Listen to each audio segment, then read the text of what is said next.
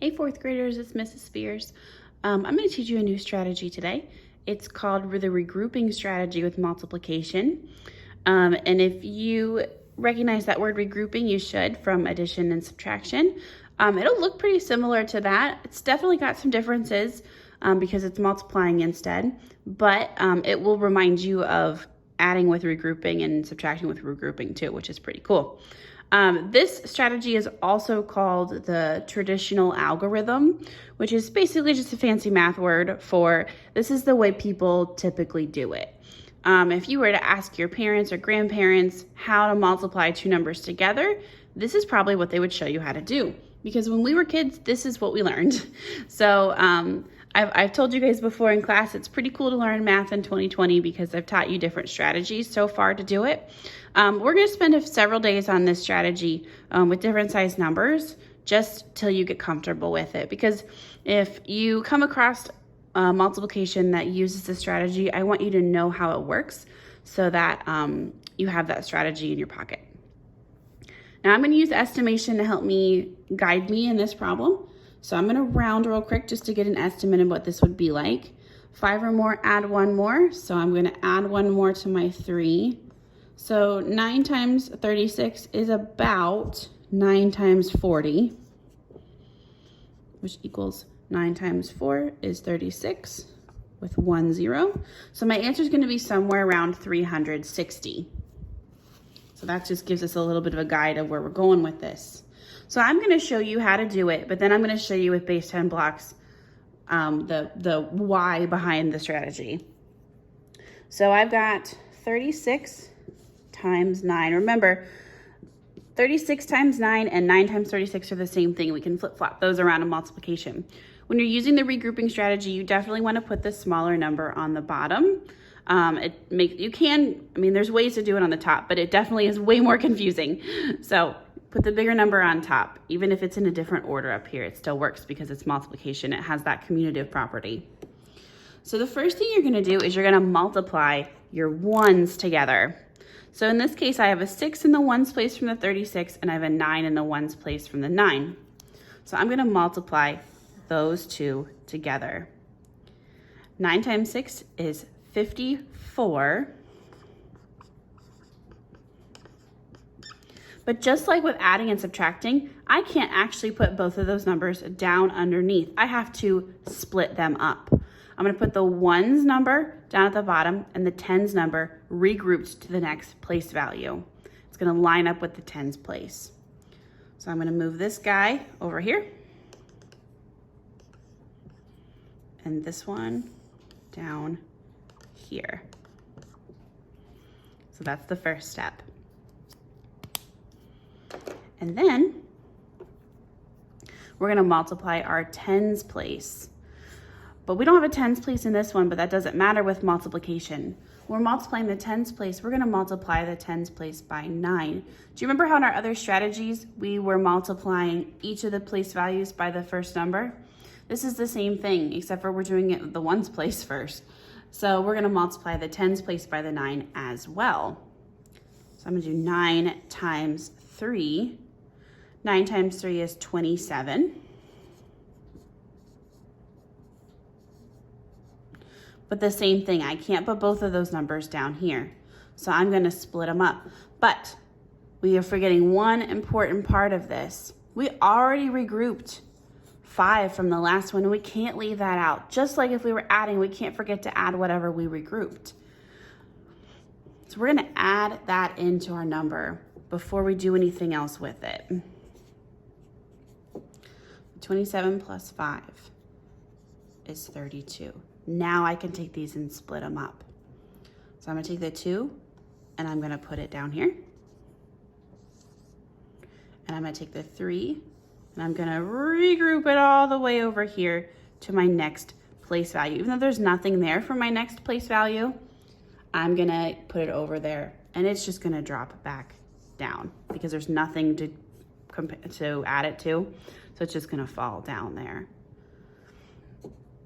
So with this strategy, like I said, it looks very similar to addition, except for you have to, you're not going to straight down every single time. You're going to be multiplying across both place values. So So let me show you why this works the way that it does here. I'm actually going to do another problem that's pretty similar to this one.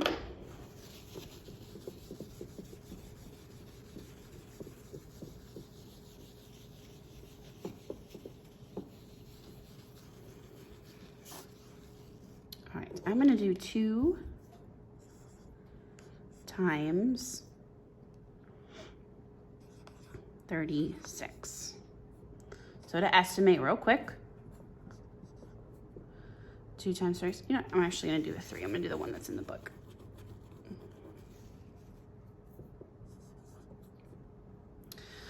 I'm going to round up because the 5 or more tells me to round up.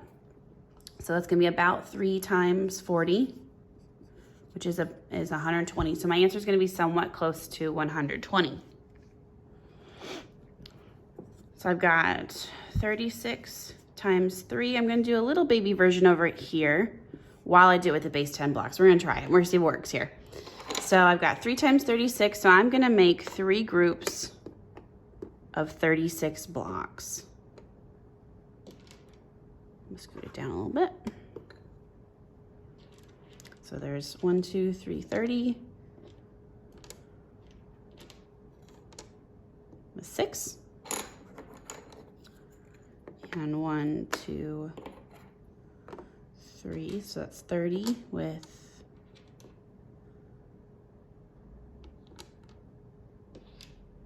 6. And 1, 2, 3, 30 with 1, 2, 3, 4, 5, 6. Okay, so I have 3 groups of 36, 3 times 36.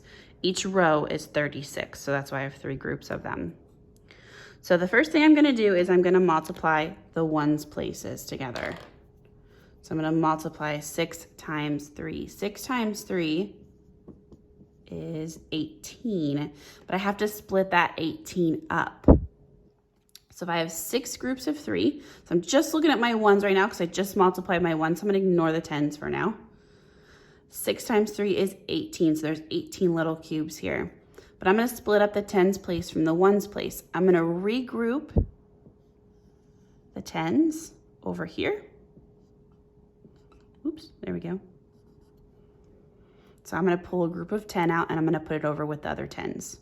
1, 2, 3, 4, 5, 6, 7, 8, 9, 10.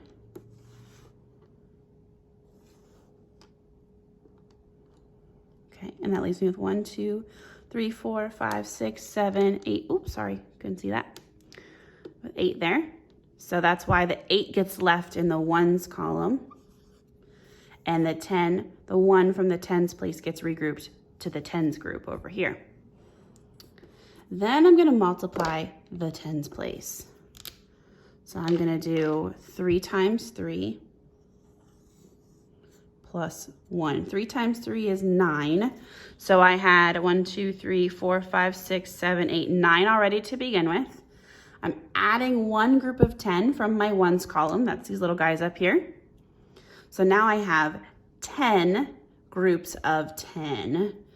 So again, I got 3 times 3 plus 1 is 10. I can't put just 10 down there.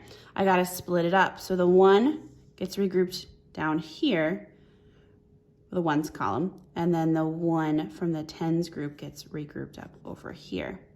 Because there's nothing for it to attach to, it just drops down. But if we were to put these guys together, check this out.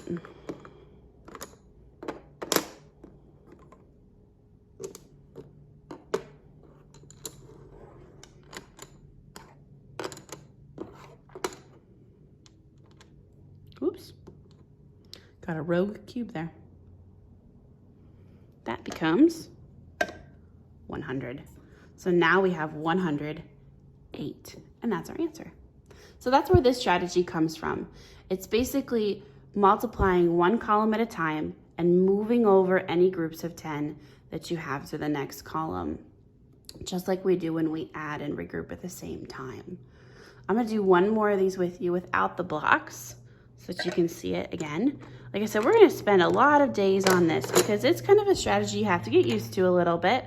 But once you get to it, I think you might actually like it more than the area model.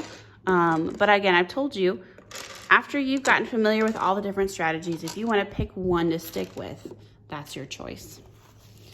But we are definitely going to work with this for a few days till we get used to it.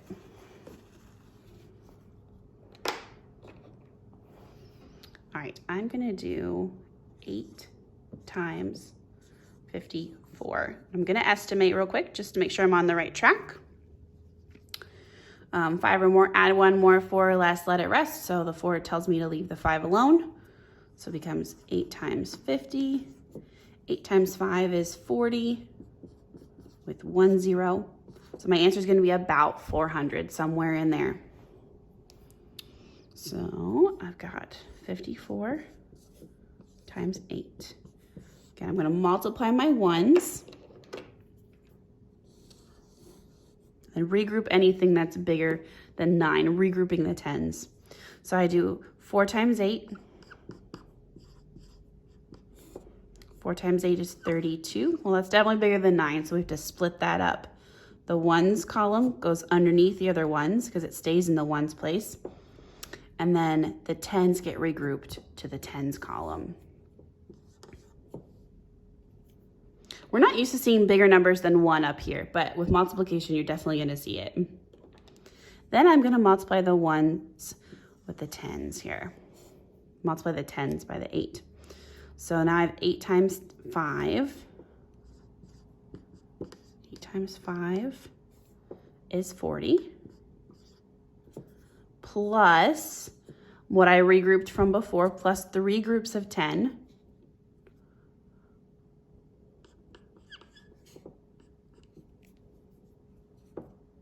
So that's 43, which means I'll split this up. The 3 goes down here. The 4 gets regrouped to the next one. And because there's nothing for the 4 to attach to, it just comes down. 432. That's pretty close to 400, which means we did it correctly. All right, like I said, we are going to work on this for quite a bit of time this week, just till you get used to it.